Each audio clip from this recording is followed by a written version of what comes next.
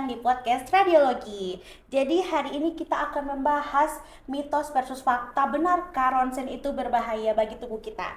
Jadi bareng aku Nurul Miftahulzanabiko yang akan bahas sesuatu yang sering bikin orang takut nih.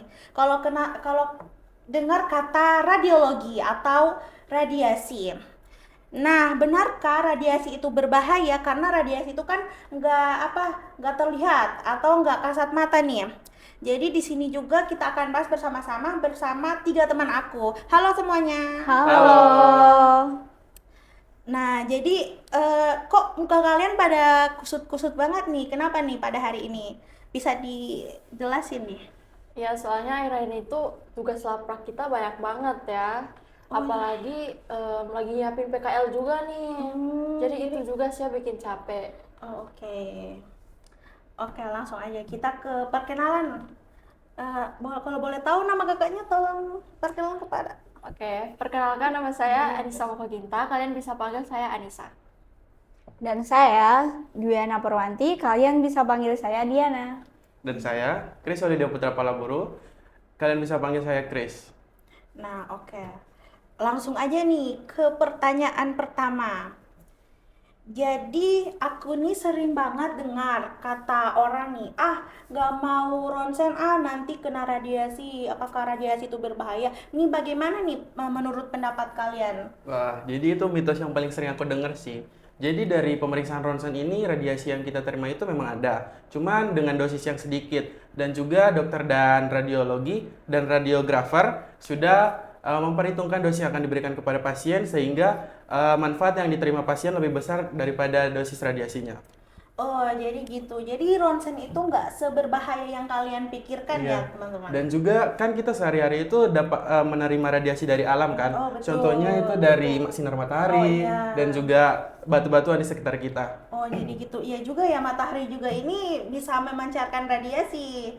Oh, jadi ronsen itu nggak semenakutkan yang dibayangin ya, guys. Jadi sinar matahari juga itu radiasi. Oke. Betul banget. Ronsen itu cuma kayak sekali jepret aja, dan dokter sama radiografer pun udah punya standar operasionalnya sendiri.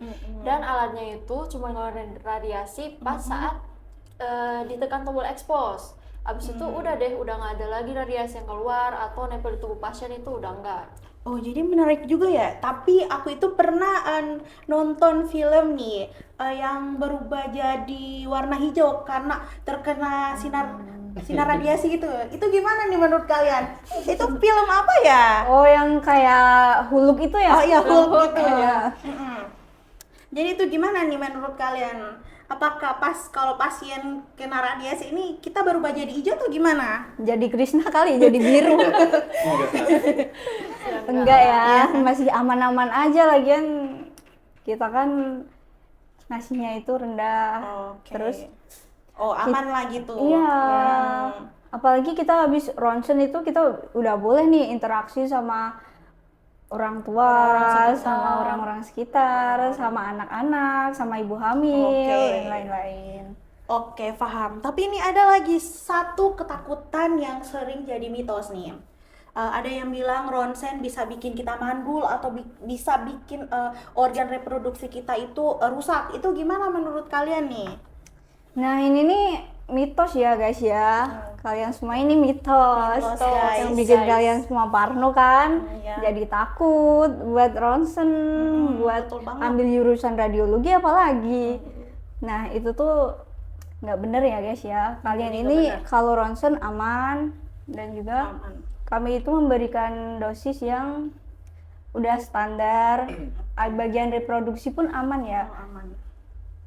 Nah, benar banget tuh. Jadi organ sistem reproduksi itu bakalan berpengaruh jika dosis yang diberikan dari radiasi tersebut itu tidak sesuai dengan prosedur yang dijalankan.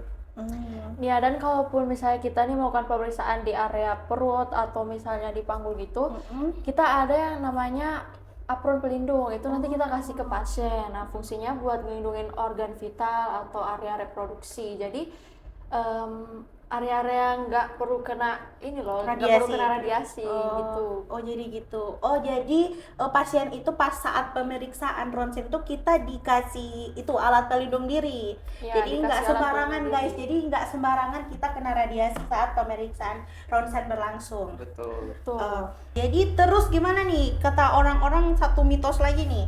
Kata orang-orang kalau kita kena radiasi kita bisa bikin kanker. Itu gimana nih menurut kalian?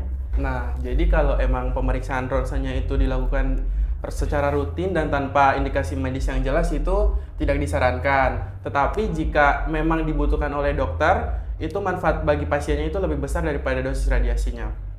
Nah, betul banget nih guys. Jadi buat kalian yang mau melakukan pemeriksaan ronsen, itu jangan dibayangin seremnya dulu. Karena selama ada alasan medis dan sesuai prosedur, manfaatnya itu bakal jauh lebih besar. Justru dari pemeriksaan ini, dokternya bakal tahu penyebab dari penyakitnya itu. Dan juga penanganannya bakal lebih tepat gitu. Oke, paham. Jadi kalian itu sesuai kebutuhan medis aja ya, nggak asal jepret, nggak asal foto gitu ya?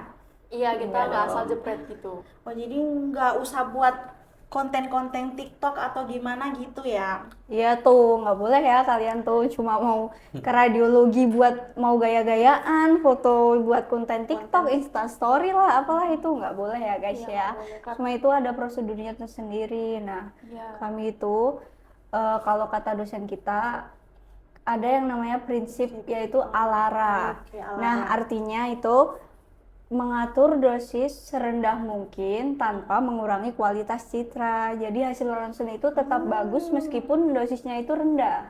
Oh, jadi gitu, menarik banget nih. Jadi kalian punya prinsip ALARA. Jadi teman-teman nggak usah perlu takut kalau kita pemeriksaan. Nah, jadi kesimpulannya pada hari ini tuh ronsen itu aman bagi tubuh kita asalkan sesuai kebutuhan aja. Betul nggak sih? Betul banget. Oke, jadi makasih banyak deh buat kalian yang udah memaparkan materi yang sangat bermanfaat pada hari ini. Jadi buat pendengar, teman-teman yang di rumah, jadi nggak usah perlu takut kalau mau pemeriksaan ronsen atau takut datang ke radiologi atau ke rumah sakit karena bahaya radiasi. Jadi nggak perlu takut teman-teman. Iya ya Iya. teman-teman. Oke, sampai di sini saja podcast pada hari ini. Semoga bermanfaat. Bye-bye. Bye-bye. Terima kasih. Makasih. Makasih Terima kasih, ya. Gan. Terima kasih juga. Makasih banget.